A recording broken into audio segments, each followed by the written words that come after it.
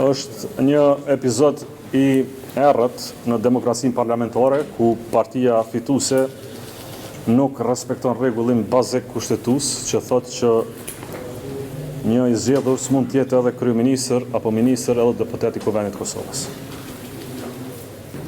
Qëndrimi i partisë fituese që me 10 deputet që ushtrojnë funksionet të kryeministrit përkatësisht ministrave, përqen dhe deputet njëjtën kohë, pra dhe ministër dhe kryeministër dhe deputet, është ndrim jo kushtetues, i cili bëhet si pjesë e një loje politike për të zvarritur sa më shumë formimin e institucioneve dhe blerë kohë. Zgjidhja është shumë e thjeshtë. Të japin ndërheqje prepozitave që i kanë, të ulën në ulsat e Kuvendit si deputet të Republikës Kosovës, të bëjnë betimin si deputet të Republikës Kosovës dhe kështu nis formalisht konstituimi i Kuvendit të Kosovës. Sa për akuzat tjera, po i shihni se janë pjesë e një mendësie të njëjtë polarizuese. Dhe du të them një gjë të thjeshtë, ata që komunikojnë me mesazhe për bërjen e votave nga lista serbe për qeverinë ardhshme, më së paku du të flasim për koordinime të tilla. Në qoftë se është dhënë letër dorëheqje dhe të njëjtët kanë vazhduar në zyre dhe zyret i kanë këtu, atë çfarë vlere ka kjo letër? Një njerëz që jep dorëheqje nuk vazhdon punën si kryeministër i Kosovës.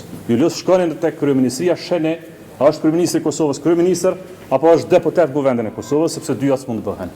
Pra ne kërkojmë që tjetë një akt normal, minimalist, kushtetues për Republikën e Kosovës, të ketë një dorëheqje, mos varritet procedura e votimit dhe LDK-ja do të votoj raportin me njëherë sa po tipet dorëheqja me 20 votat e palëkundrat Lidhjes Demokratike të Kosovës.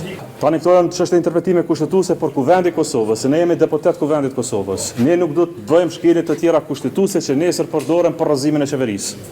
Pra nesër po e votuam ne një raport të tillë të komisionit, nesër kush do mund të arrazojnë qeveritë të ardhshme të Republikës Kosovës dhe kështu çka këto zgjedhjet parakoshme në afate që ata i planifikojnë politikisht. Procedura është shumë e thjeshtë. Komisionit i dorëzohet një letër dorëheqje, pas së cilës janë dhe votat konstitutive. LDK janë mbështet në momentin e parë që deputetët janë vetëm deputet Kuvendit të Kosovës dhe s'kan funksione tjera. Njerëzit tonë këtu që kanë me vete, kanë dhënë dorëheqje nga funksionet e veta. Jona Lëshaku Sadriu ka dhënë dorëheqje prej nënkryetarës së komunës Prishtinës. Alban Zoga ka dhënë dorëheqje prej nënkryeitarit të komunës Prishtinës, kanë ardhur për të bërë betimin për deputet. Nuk mund të jesh edhe deputet, edhe kryeministër, edhe ministër, edhe gjithçka tjetër. Është rregull bazik demokratik. Por seanca duhet thirrët sa më parë, sipas rregullorës duhet thirrët brenda 48 orëve. Ky është proces bllokues i qëllimshëm i partisë mbështetëse sepse si ka numrat. Fundja ju e pas pushim politike. 52 mbështetës të një qeverie që pretendon se i ka numra, do më pas një mal akuzash për secilin tjetër, teksa zihen në mesazhe politike me vetë listën serbe. Këtë gjuhë polarizuese e kemi pa, e njohim, nuk ndryshojnë, s'ndryshojnë, s'do ndryshojnë, s'marrim se janë të tillë, s'kem çaj bën.